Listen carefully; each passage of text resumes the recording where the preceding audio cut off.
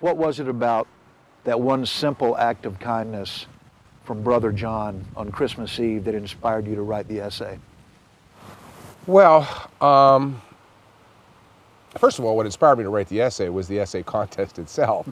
I had never written anything before in my life. You know, I didn't consider myself a writer.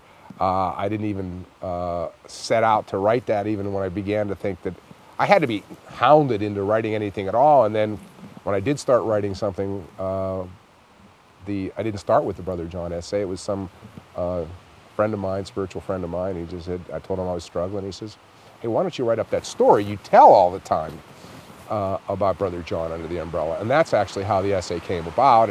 But what really inspired me to tell that story so many times before is not what, I don't understand, maybe most people get it, I don't know, but I found it very confrontational at the time. And I try to get that across in the essay, I hope effectively, that I was deeply disturbed.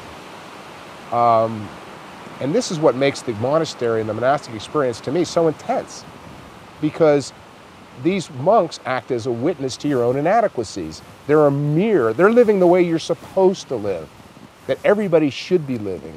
You have this sense that if everybody were living like this, you know, Pascal one time, the philosopher Pascal said the secret to life is that there would be no trouble at all if everyone would learn how to live quietly in their rooms. Obviously, he was tongue-in-cheek saying that, but there's a germ of wisdom there.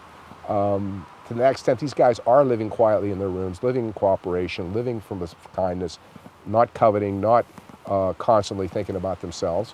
And when you see that it's possible and that real life breathing human beings, not saints, are actually living that way, it's very, very difficult, you know, it shakes you up.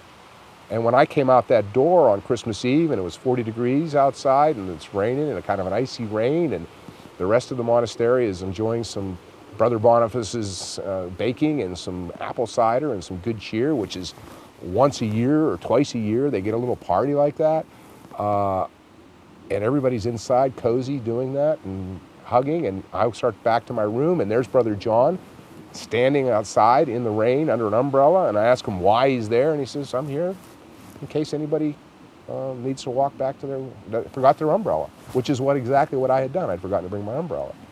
And he walks me back. I mean, I asked him just recently, I was at his 50th anniversary, he's been a monk 50 years now, and I asked him just for yucks, I said, do you remember the incident? And he says, no. He said, do you remember every time you ever answered the phone?